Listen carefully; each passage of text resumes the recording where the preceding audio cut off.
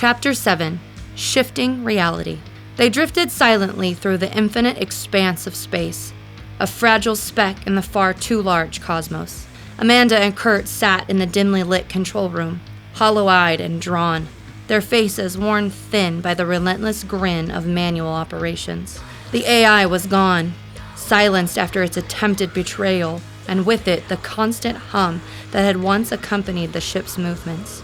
Now there was only the deadened quiet, punctuated by their shallow breathing and the occasional clink of metal as they adjusted controls. Sleep had become a fleeting, elusive thing as they worked out how to optimize the ship being almost completely manual now.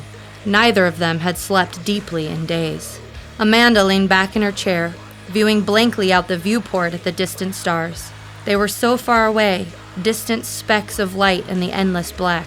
She blinked slowly, trying to force her heavy eyelids to stay open. The stars blurred for a moment, then sharpened again. They flickered as if they were alive, pulsing faintly with a rhythm she couldn't quite place. She shook her head, trying to clear it. "You're just tired," she told herself. "Just keep it together a little longer." But as the hours dragged on, exhaustion gnawed at the edges of her thoughts, blurring the line of reality. Kurt sat across from her, hunched over the navigation console, hands moving with lazy mechanical precision. His skin looked pale under the dim light, and his eyes were washed blue by the screen's light. He hadn't said much for hours, hadn't even tried to make a joke. Amanda had noticed the quiet, but they'd both grown accustomed to it. Talking felt like an unnecessary drain of energy. And besides, there wasn't much left to say.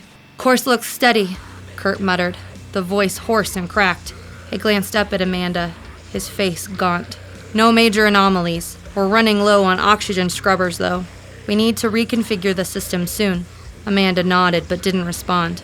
Her focus was slipping, her thoughts drifting in and out like the tide. The dull ache behind her eyes had grown sharper over the last few hours, and now it throbbed in sync with the pulse of the stars outside.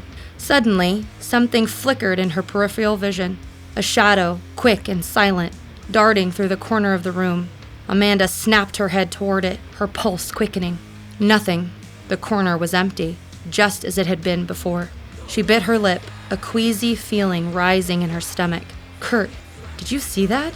He didn't look up. "See what?" Amanda stared at the corner for a long moment, willing herself to find an explanation. "It's just the light," she thought. "Just your mind playing tricks on you." "Never mind," she muttered, rubbing her temples. "I must be more tired than I thought." Kurt was also feeling the effects of constantly being alert. "You look so tired even your bed called in sick." "Was that supposed to be a joke?" Amanda tiredly asked. Kurt chuckled to himself. "Yeah, not everyone is a winner, you know." As Amanda turned back to the viewport, she had the sensation that something was watching her, something hiding just beyond the edge of her vision. The stars outside seemed to pulse again, faster this time, their rhythm matching the frantic beating of her heart. The days stretched on, or was it weeks? Time had become fluid, slipping by without meaning. They ate when they remembered to, slept when they could, but mostly they worked, checking systems, recalculating trajectories, fixing the endless array of problems that cropped up now that the ship was under their control. But the silence was getting to them. Without the AI, the ship felt dead, as though its soul had been ripped out, leaving behind only a cold, lifeless shell. The hallucinations became more frequent. Amanda was in the engine room, running a diagnostic on the power core, when she felt something brush against her arm. She flinched, whipping around. There was no one there, just the sterile metal walls of the ship, unchanged and faceless. For a moment, she couldn't catch her breath. She pressed her back against the wall, closing her eyes tightly, trying to will the panic away. "It's nothing," she told herself. "Just stress. You're exhausted." When she opened her eyes again, the shadow was there. It clung to the ceiling, twisted and unnatural, its limbs too long, its joints bending at impossible angles. Its face, or what should have been its face, was nothing more than a hollow hole, a darkness that seemed to swallow the light around it. It moved slowly, crawling along the ceiling without making a sound, watching her with empty, soulless eyes. Amanda blinked hard. "Kurt," she whispered, barely able to force the words out. "Kurt, come here." There was no response. She forced herself to move, backing away from the shadow, her eyes locked on it as she stumbled toward the door. It didn't follow, just watched, its head cocked at a grotesque position as if waiting for something. When she burst backwards into the cockpit, Kurt was looking at the console, gawking blankly at the screen like he'd forgotten where he was. The navigation display flickered with static, but he didn't seem to notice. He didn't seem to notice anything. "Kurt!" she shouted, grabbing his arm. "Did you hear me? There's something in the ship!" Kurt blinked, looking at her as though seeing her for the first time. His eyes were distant, unfocused. "Something in the ship?" he repeated, his voice hollow. Amanda nodded frantically. "I saw it in the engine room. It was crawling on the ceiling. We need to check the cameras. Maybe we can catch it on..." Kurt cut her off, his voice quiet but firm. "There's nothing there, Amanda." He pointed to the monitors. They surveyed the ship. She stared at him, her mind racing. "What do you mean? I saw it." "You didn't see anything," he said, his gaze turning hard. "You're just imagining it. We're both starting to let the stress get to us." Amanda opened her mouth to argue, but stopped. He was right. They were both on the edge, worn down by the unrelenting tension, the lack of sleep. Of course they were seeing things. Amanda sat down in the nearest chair and continued to say to herself, "There's nothing there. There's nothing there."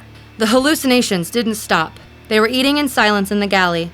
Kurt had been staring at his frozen pea soup with a side of gravy for so long his eyes were glazing over. He suddenly stood up, knocking his tray to the floor. "You're not real," he murmured, backing away from the table. Amanda looked up, confused. "Kurt? You're not real," he shouted, grabbing a knife from the counter, holding it up defensively. "I saw you die back there. I saw the creature get you. You're not Amanda." Amanda threw her hands up to try to catch where she thought his hands would strike. "Kurt, it's me. Put the knife down."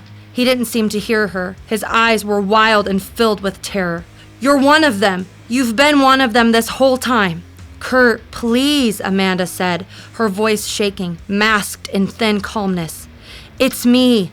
I'm right here. You're just tired. You're seeing things." For a terrifying moment, she thought he was going to lunge at her.